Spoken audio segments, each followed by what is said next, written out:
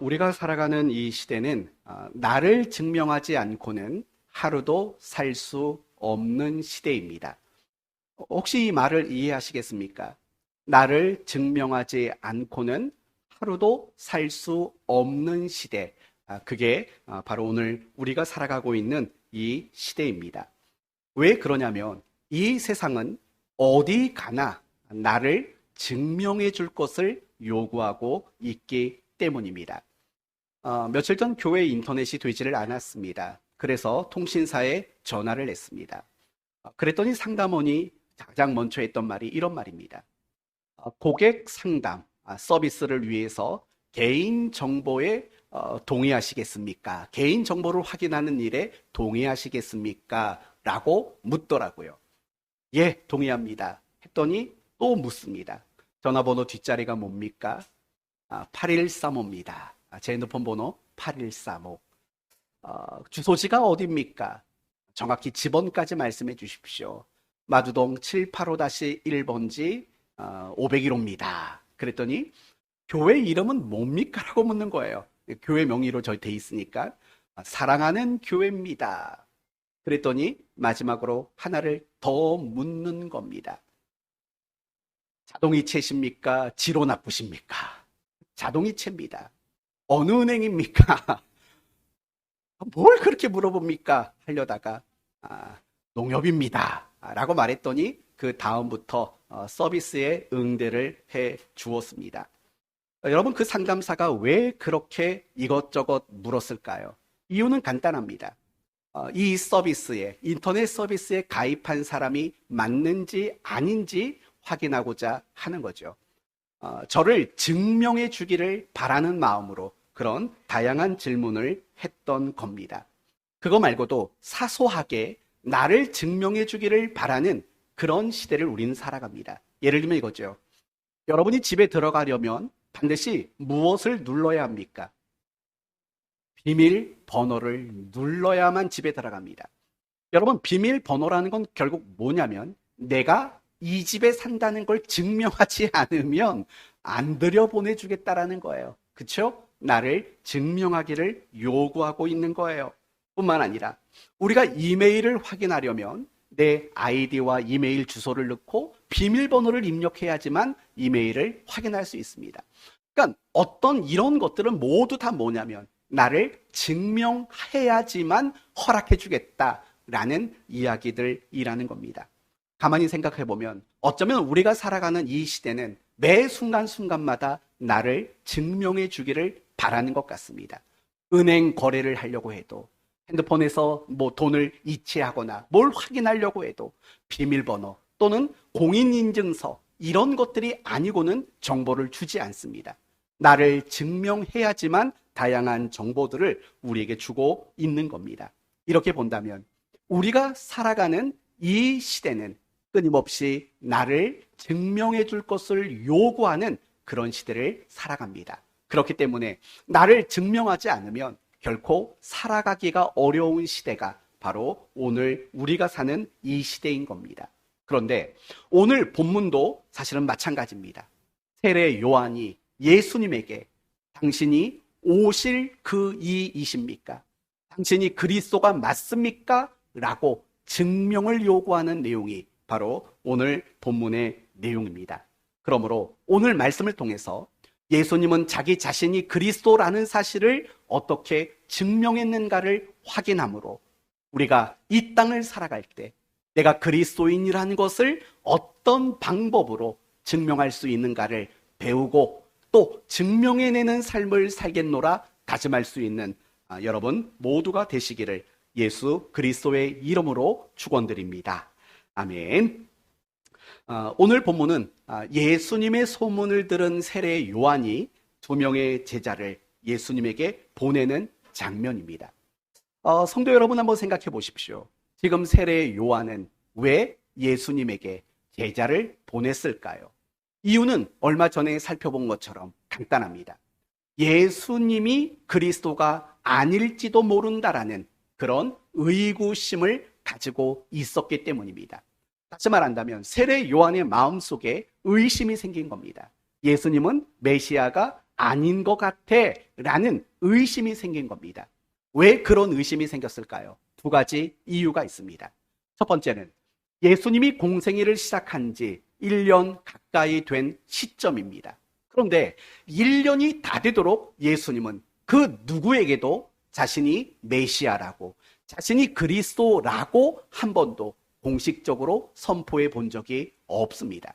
심지어 이 시점에는 예수님이 제자들에게조차도 내가 메시아다, 내가 그리스도다 라고 밝혀주지를 않았던 시점입니다. 나중에 가서 너희는 나를 누구라고 생각하느냐 라고 가이사랴 빌립보에서 질문을 하신 후에야 자신이 그리스도 메시아라는 사실을 밝혀주시는 거죠. 그러니까 오늘 본문의 이 시점까지는 예수님은 자신이 그리스도고 메시아라는 것을 공식적으로 누구에게도 언급한 적이 없었다라는 겁니다. 그러니까 세례 요한의 입장에서는 이해가 안 되는 겁니다. 아니, 그리스도로 오셨고 메시아로 오신 분이신데도 불구하고 왜 자신을 그리스도라고 밝혀주지 않으실까라는 의심스러운 마음이 생긴 겁니다. 그리고 또 한 가지 이유가 있습니다. 세례 요한이 예수님을 처음 만났을 때 이렇게 이야기를 했습니다. 자기는 물로 세례를 주지만 예수님은 무엇으로 세례를 주신다고 말합니까? 불과 성령으로 세례를 줄 것이다 라고 선포했던 사람입니다. 무슨 말인고 아니, 세례 요한이 알고 있는 그리스도는 사람들을 불로 심판하시는, 사람들을 심판하는 사역을 위해 이 땅에 오신 분이시다 라고 알고 있었다라는 거예요. 그러나 예수님께 대해 들려오는 소식들, 소문들은 뭐냐면 예수님이 병든 자를 고쳐주셨다, 예수님이 가난한 자에게 먹이셨다, 예수님이 귀신 들린 자에게서 귀신을 쫓아주셨다. 다 어떤 사역이냐면 자비와 사랑과 긍휼을 나타내고 보이는 바로 그런 사역들만 예수님이 하신 겁니다. 그러니까 세례 요한의 귀에 예수님이 자비와 사랑과 긍휼을 실천하고 계신다, 이런 소문이 들리니까 세례 요한은 마음이 힘들어지는 겁니다. 왜냐하면 내가 알고 내가 선포했던 그리스도는 불과 성령으로 사람들을 심판하실 사역을 하실 분이라고 나는 확신했는데 도리어 그 심판과 반대가 되는 사랑과 자비와 긍휼의 사역을 하고 있으니 그 예수님이 자기가 보기에는 메시아가 그리스도가 아닌 것 같다라는 의구심이 생기게 된 겁니다. 그래서 이 세례 요한은 2명의 제자를 보냈습니다. 참고로 2명이란 당시 유대 사회에서 법정에서 증인이 될 수 있는 최소의 인원이 2명입니다.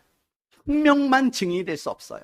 최소 2명 이상이 돼야지만 증인의 역할을 할 수 있었던 유대 사회예요. 그래서 세례 요한은 자신에게 있는 2명의 제자를 예수님에게 보낸 겁니다. 그리고 무엇을 질문했습니까? 20절 말씀을 보면 그들이 예수께 나아가 이르되 세례 요한이 우리를 보내어 당신께 여쭈어 보라고 하기를 오실 그 이가 당신 이오니이까 우리가 다른 이를 기다리오리까 하더라. 오늘은 잘 읽었죠? 지난번에 당신이 오실 니니까에서 굉장히 버벅거렸는데 한 10번 이상 연습하니까 좀 되네요. 아무튼 질문은 그거죠. 당신이 그리스도가 맞습니까? 아닙니까? 맞으면 맞다고 해주십시오. 아니면 아니라고 하십시오. 만약에 당신이 그리스도가 맞다면 그 맞음에 대한 증명을 좀 보여주십시오 라고 세례 요한이 예수님께 요구를 하고 있는 거예요. 그러니까 결국 오늘 본문의 내용은 뭡니까? 지금 예수님이 자기를 증명해 주기를 요구받고 있는 내용이 바로 오늘 본문의 내용이라는 겁니다. 그러나 여러분 알고 계십니까? 사실은 하나님께서도 우리 각 성도들에게, 우리 모든 그리스도인들에게 자기를 증명해 내라고 하나님은 요구하고 있다라는 겁니다. 더 정확히 말하면 권사님들을 향해서 날마다 여러분이 그리스도인이라는 것을 증명하라고 하나님이 요구한다는 거예요. 우리 집사님, 장로님, 성도님들을 향해서 항상 여러분이 그리스도인이라는 사실을 증명하기를 하나님은 요구하고 있다는 걸 알아야 한다는 거예요.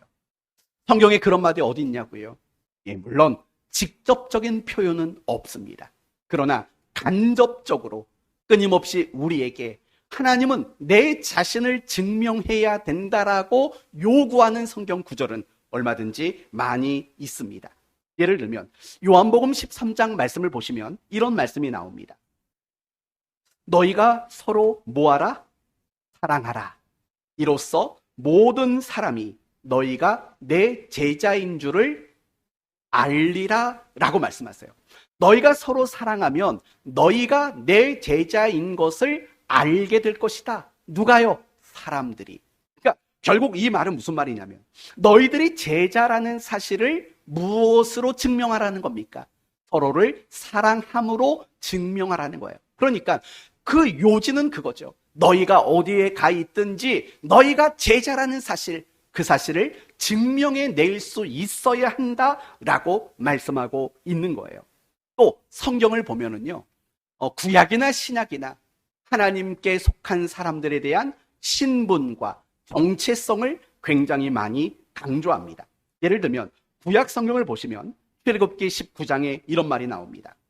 너희가 내게 대하여 제사장 나라가 되며 거룩한 뭐가 될까? 백성이 되리라 라고 말을 해요. 이거는 하나님 백성들의 정체성이에요. 제사장 나라가 되고 거룩한 백성이 되는 거, 이게 그들의 신분이고 그들의 정체성이라고 말해요. 또 시편 100편 말씀을 보시면 여호와가 우리 하나님이신 줄을 너희는 알지어다. 그는 우리를 지으시니요 우리는 그의 것이니 그의 백성이요 그의 기르시는, 이거 되게 어려운 구절인데, 양이로다 라고 말해요. 여러분, 우리가 양이래요. 이건 우리의 신분이고 우리의 정체성인 거예요. 또 신약 성경을 보면은요, 우리의 신분과 정체성을 더 다양하게 설명을 해요. 예를 들면 마태복음 5장에 너희는 세상의 소금이요 너희는 세상의 빛이요 라고 말해요. 우리는 소금과 빛이라는 신분과 정체성을 지금 가지고 있다라는 거예요. 또 에베소서 5장에는 이런 말이 나와요. 너희가 전에는 어둠이더니 이제는 주 안에서 빛이라. 빛의 자녀들처럼 행하라. 우리의 신분이 뭐라고요? 빛이에요. 빛의 자녀라는 신분과 정체성을 우리는 가지고 있어요. 베드로전서 2장 9절. 그러나 너희는 택하신 족속이요 왕 같은 제사장이니, 이렇게 말을 한다고요. 왕 같은 제사장이라는 게 우리 모두의 신분이고 우리 모두의 정체성이라는 거예요. 요한일서 1장 3절에도 이런 말이 나와요. 사랑하는 자들아, 우리가 지금은 하나님의 자녀라.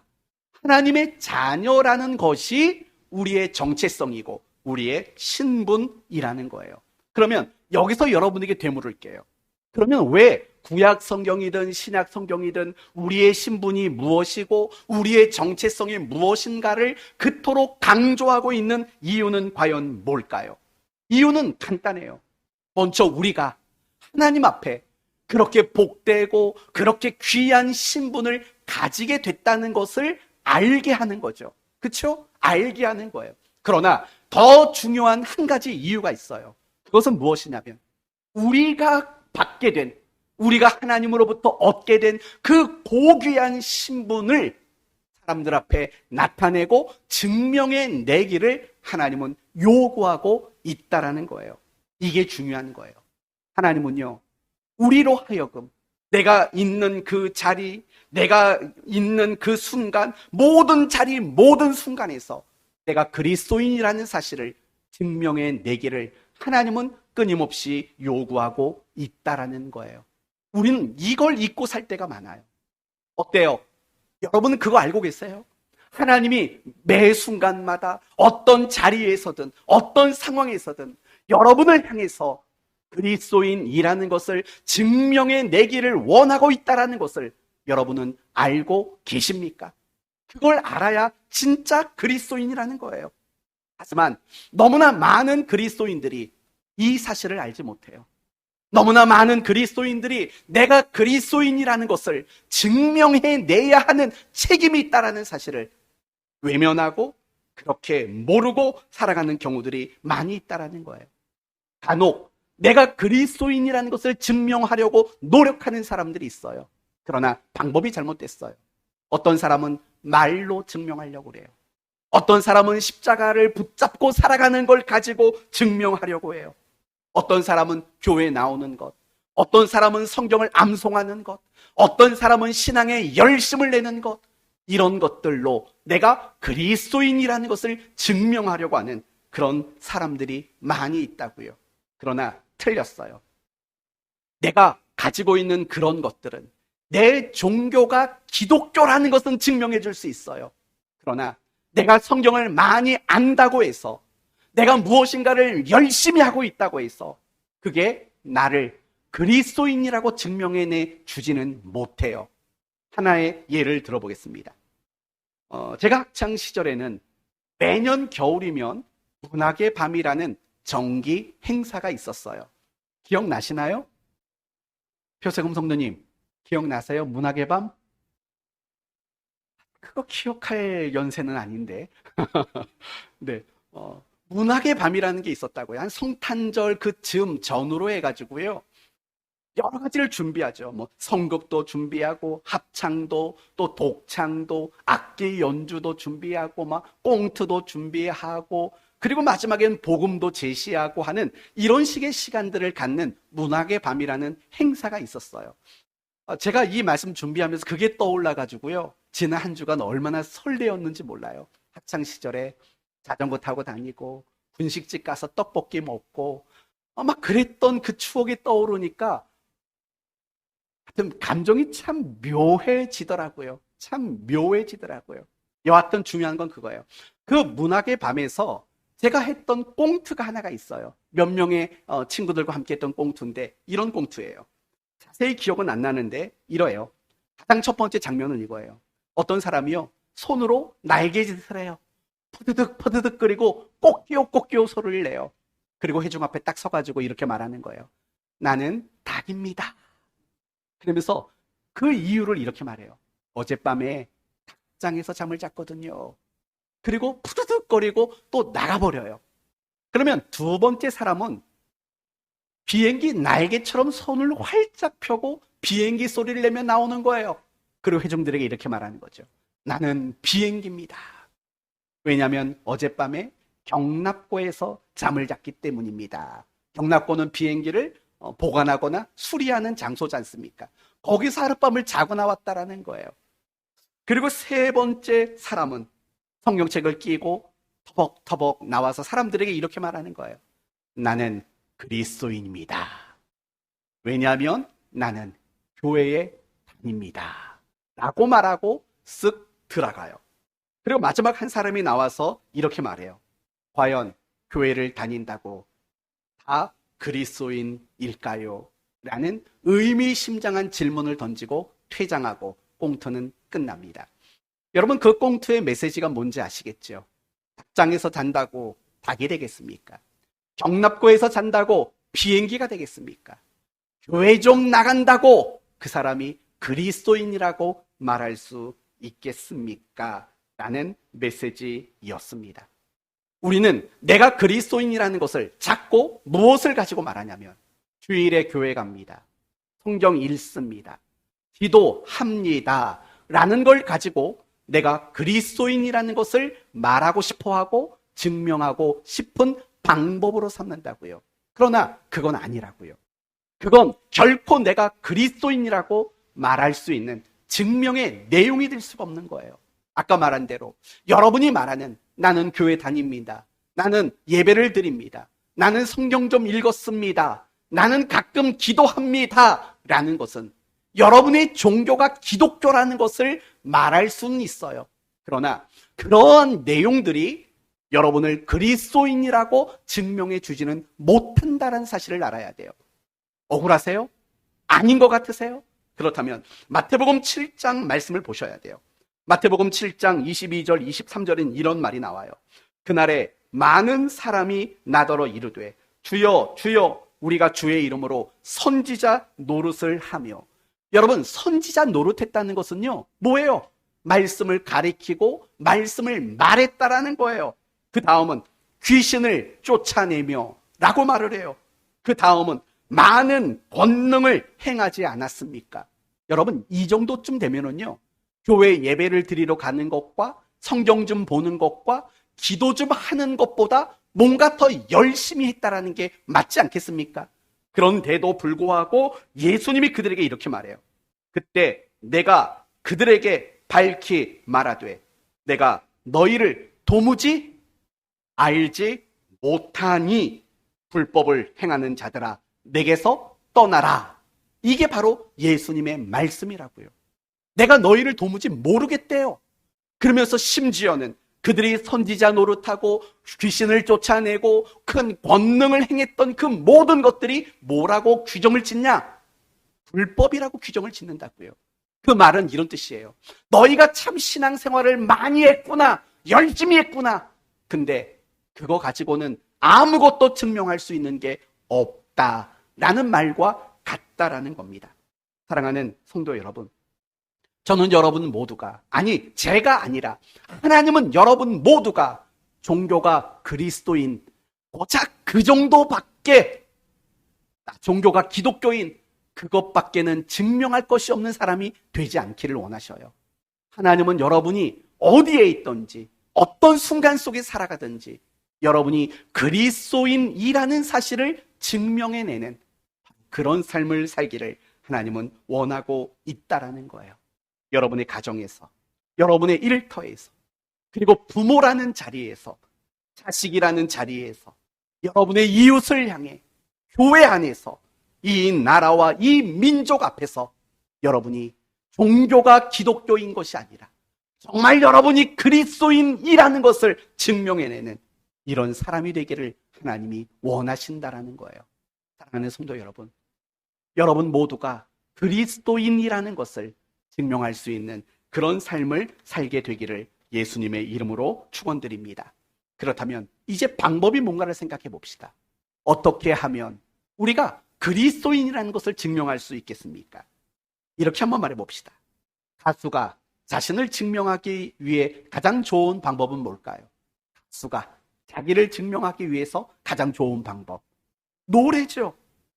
의사가 자기를 증명하기에 가장 좋은 방법, 의술이죠. 축구선수가 자기를 증명하는 방법, 축구를 잘하는 거죠. 언젠가 TV를 잠깐 봤는데 안정환 축구선수에 대한 이야기가 나오더라고요. 당시 축구선수들이 안정환 선수를 굉장히 못마땅하게 생각했대요. 왜 그러냐면 이곳이 축구도 잘하는데 얼굴까지 잘생긴 거예요. 그래가지고 굉장히 못마땅했다. 특히 누가? 이천수가. 예. 그래서 이천수 씨가 안정환 얼굴처럼 되려면 성형수술 비용이 2억 6천이 나왔다. 뭐 이런 식의 얘기도 들어본 적이 있습니다. 여하튼 그거죠. 축구선수가 얼굴 잘생긴 걸 가지고 자기를 증명할 수는 없는 거예요. 얼굴이 못생기면 어떻습니까? 축구 잘하면 자기를 증명할 수 있는 거죠.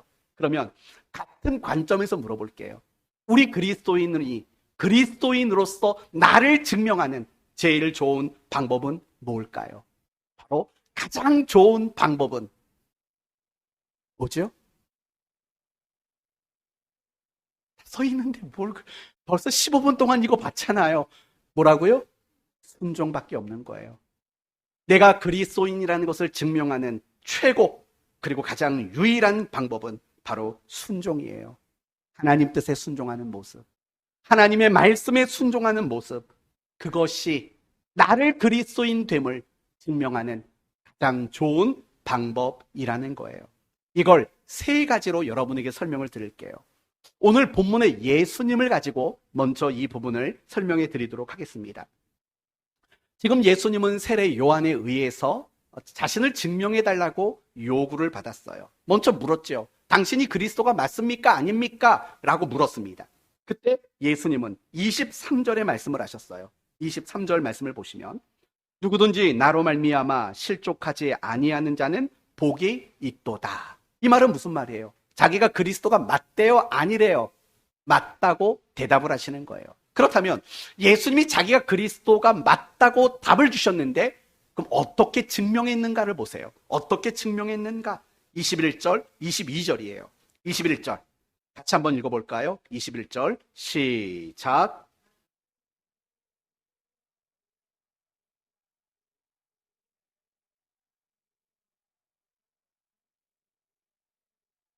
여러분, 이 구절을 보면 예수님이 자기가 그리스도라는 사실을 뭘로 증명한 것 같으세요? 어떤 기적과 어떤 능력으로 자기를 증명하는 것처럼 보여요. 질병을 고치고 고통과 악귀 들린 자를 고치고 많은 맹인을 보게 했다. 기적을 일으켰다. 어떤 능력을 행했다. 이것으로 자신이 그리스도라는 것을 증명하는 듯 보여요. 그러나 그렇지 않아요. 그 다음 구절을 보시겠어요? 그 다음 구절 22절을 보시면 예수께서 대답하여 이르시되 너희가 가서 보고 들은 것을 요한에게 알리되 라고 말해요. 그러면서 그 다음에 나오는 구절이 굉장히 중요해요. 뭐라고 말하냐면 맹인이 오며 못 걷는 사람이 걸으며 나병 환자가 깨끗함을 받으며 귀먹은 사람들이 들으며 죽은 자가 살아나며 가난한 자에게 복음이 전파된다라고 말해라 라는 거예요. 그런데 이 22절이 어떤 의미가 있냐면 이 22절은 모두가 다 구약 성경 어디에 나오는 내용들이라는 거예요. 어디에 나올까요?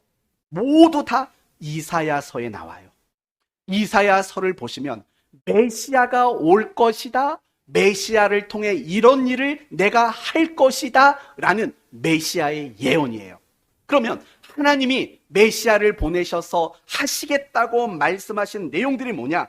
맹인이 보며 못 걷는 사람이 걸으며 나병 환자가 깨끗함을 받으며 귀먹는 사람이 들으며 죽은 자가 살아나며 이런 일을 하도록 하겠다라고 하나님이 예언을 한 거예요. 그리고 나서 21절을 보시라고요. 질병과 고통과 악귀 들린 자들이 많이 고치시고 또 많은 맹인들을 보게 하셨다라는 거예요. 그러니까 어떤 내용이냐면 이런 내용이 되는 거예요. 하나님이 이사야 선지자를 통해서 밝히신 바 내가 그리스도를 보내서 그리스도에게 이런 일을 하도록 할 것이다 라고 하신 그 말씀을 지금 예수님이 뭐 하고 있는 거예요? 이루고 있다고요. 다르게 말한다면 하나님이 예언하셨던 그 말씀을 지금 예수님은 순종해 나가고 있는 모습이라는 거예요. 바로 이게 핵심이라는 거예요. 예수님은 자신을 향해서 당신이 그리스도가 맞습니까? 라는 질문을 가지고 있는 자들에게 내가 하나님 말씀에 순종하고 있지 않냐? 그렇다면 내가 그리스도가 아니겠느냐라고 자신이 하나님의 말씀 앞에 순종하고 있는 그 모습을 가지고 자기를 증명하고 있다는 거예요. 여러분, 하나만 더 생각해 봐요. 예수님이 그리스도라는 사실을 가장 분명하게 증명해내신 사건이 무슨 사건일까요? 네? 십자가 사건. 맞아요. 예수님이 십자가에서 딱 운명하실 때 그때 사람들이 특별히 무명의 백부장이 이렇게 고백을 합니다. 백부장과 및 함께 예수를 지키던 자들이 지진과 그 일어난 일들을 보고 심히 두려워하여 이르되 이는 진실로 하나님의 아들이었도다. 예수님이 딱 죽자마자 사람들이 고백하죠. 진실로 하나님의 아들이었다. 정말 진실로 그리스도였다라고 고백을 한다고요. 그렇다면 이 예수님의 십자가는 무엇입니까? 하나님 앞에 순종하신 최고의 순종의 사건이 바로 십자가 사건이었다라는 거예요. 마태복음 26장에 뭐라고 예수님이 겟세마네 동산에서 기도했습니까? 내 아버지여, 만일 할만 하시거든 이 잔을 내게서 지나가게 하시옵소서. 그러나 나의 원대로 마옵시고 아버지의 원대로 하옵소서라고 말한다고요. 그 잔은 결국 십자가라고요. 그러니까 예수님은 결국 그 십자가에 못 박혀 죽으신 것 그 자체가 하나님께 대한 철저한 복종이며 하나님께 대한 철저한 순종의 사건이었다라는 거예요. 이게 바로 요지예요. 예수님이 자신이 그리스도라는 사실을 무엇으로 증명하냐면 철저히 하나님 뜻에 순종하는, 하나님의 말씀대로 순종하는 그 모습으로 자기를 증명하고 있다고요. 두 번째는 하나님으로 제가 설명을 해드리도록 하겠습니다.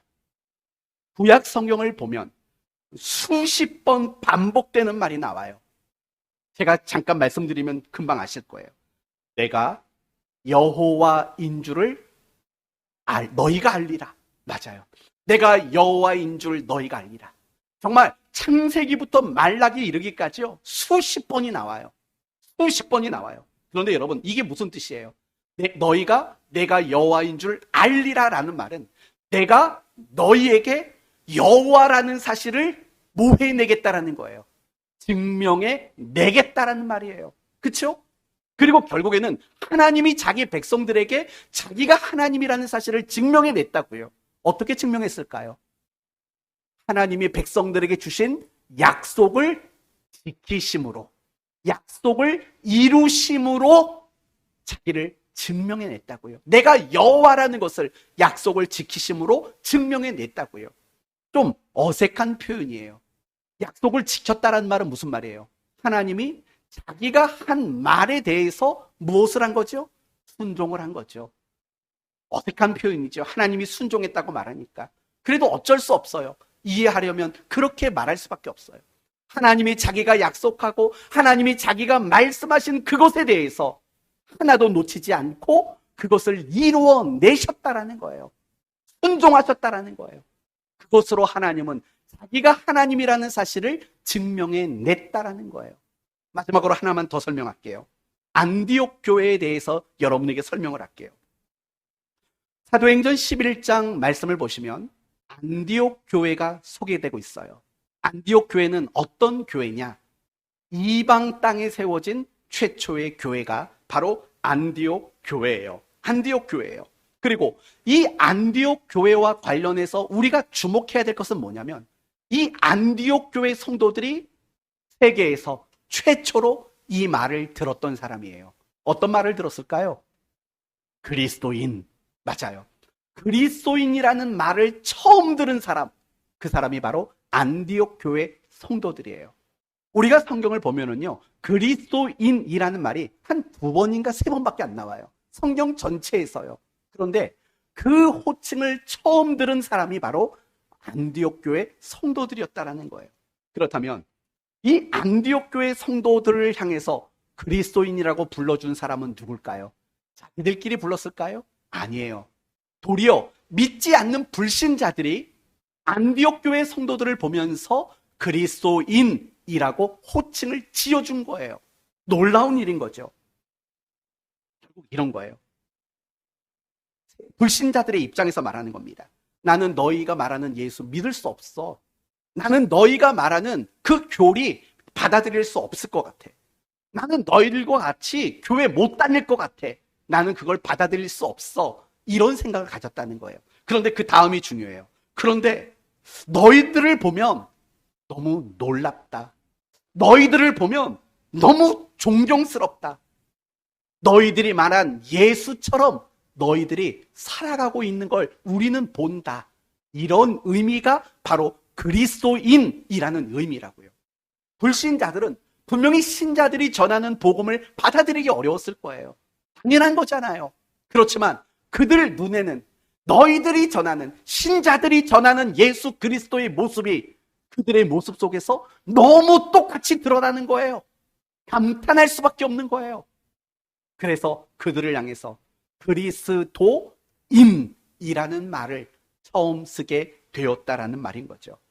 그러니까 결국 무슨 말이냐면 이 안디옥 교회 성도들은요, 자신들이 그리스도인이라는 것을 사실은 증명해내고 있었다라는 거예요.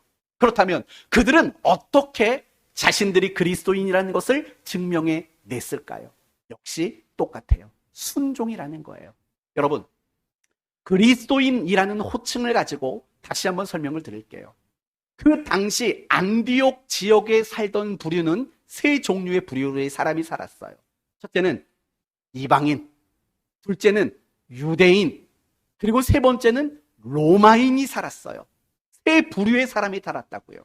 그런데 그 안디옥 지역에 살던 어떤 부류의 사람이든 간에 이 교회 성도들을 봤을 때 이방인인데 이방인으로 안 보여요. 유대인인데 유대인처럼 안 보여요. 여러분, 유대인이나 로마인이나 각 사람의 어떤 특징적인 모습들이 있는 거잖아요. 그렇죠?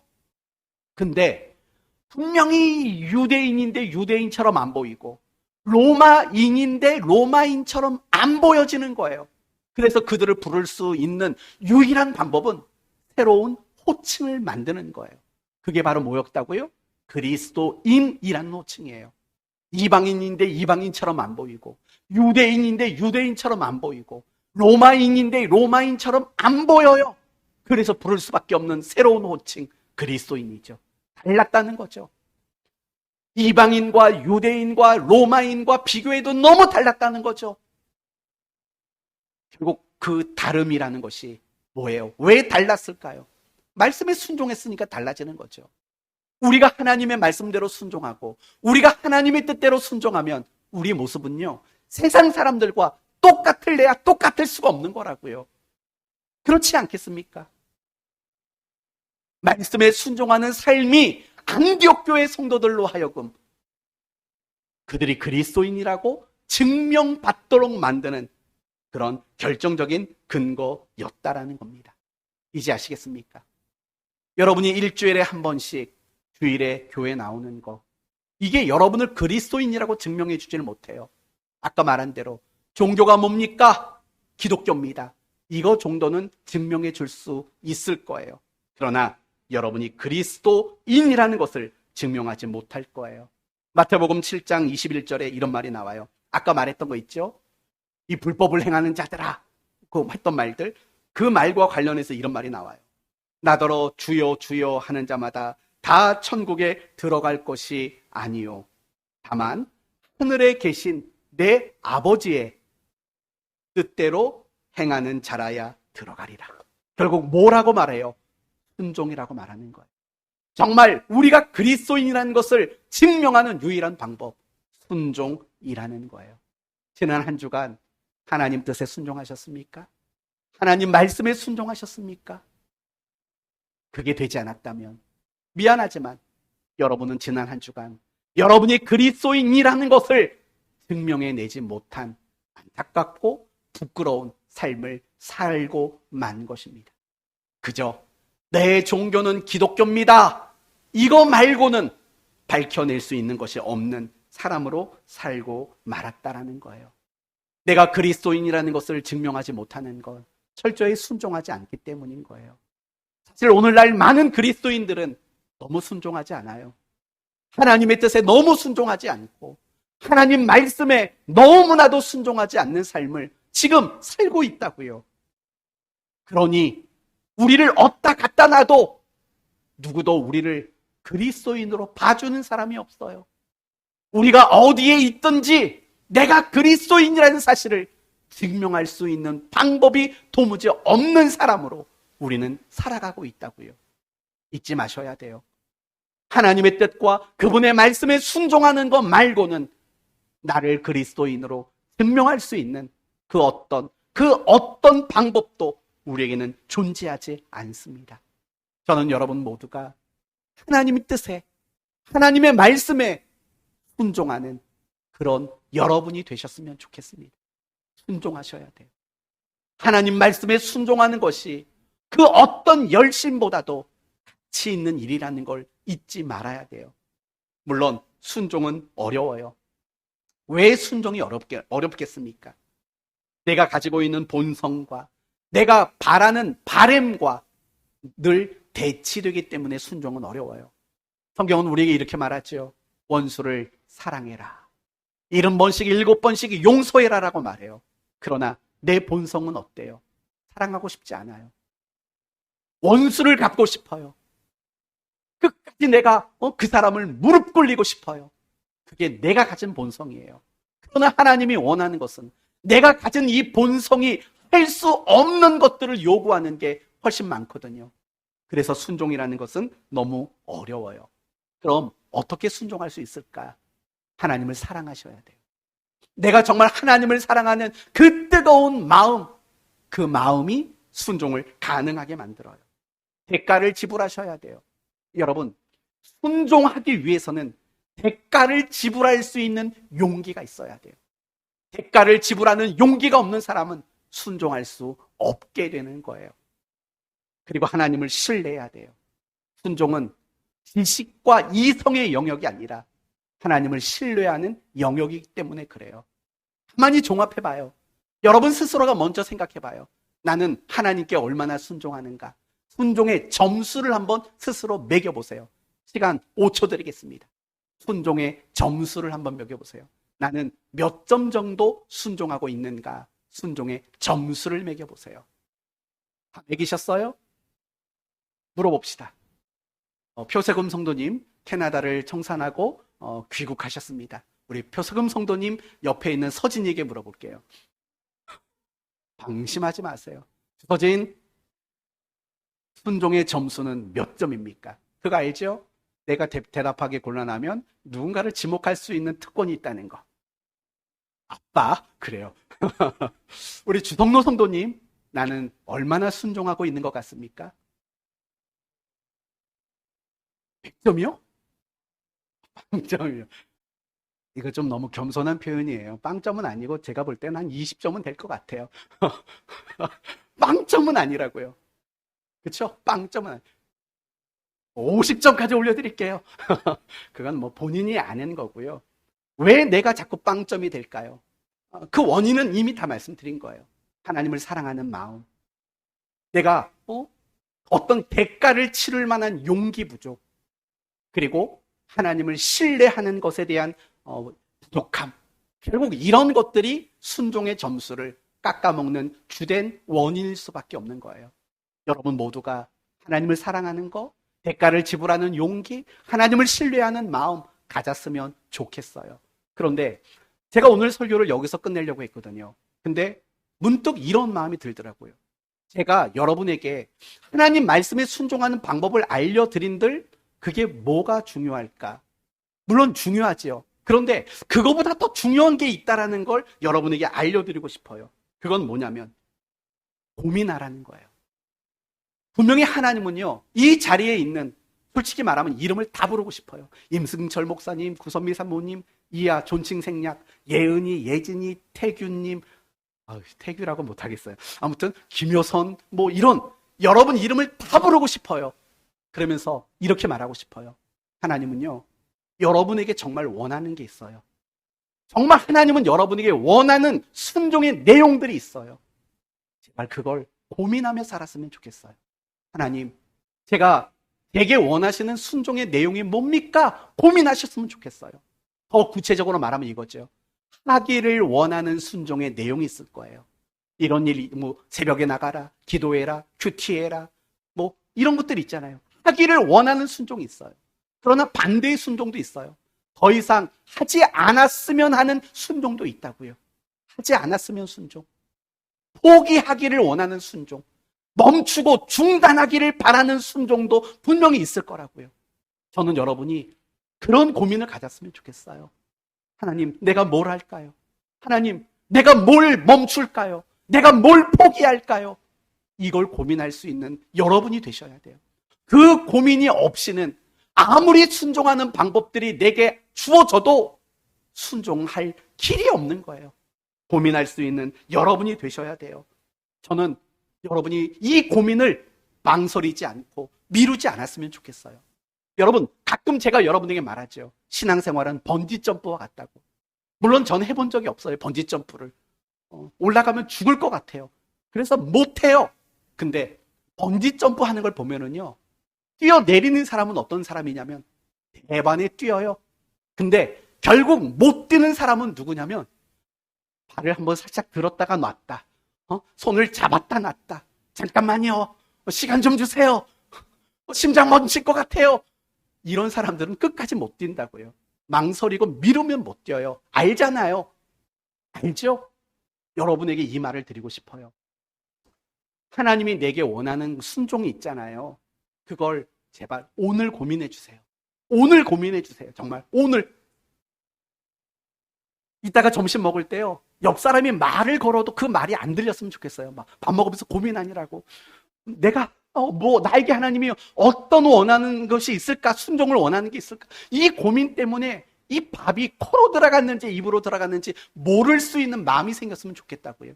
그런 마음만 있으면은요, 여러분은 순종하는 사람이 되게 될 줄로 믿습니다. 오늘 말씀을 마칠게요. 하나님은 우리에게 날마다 요구하세요. 순종하라고. 그 순종을 통해서 내가 그리스도인이라는 것을 언제 어디서나 증명하라고 하나님은 요구하고 계세요. 내가 그리스도인이라는 것을 증명할 수 있는 방법은 없어요. 오직 순종 말고는요.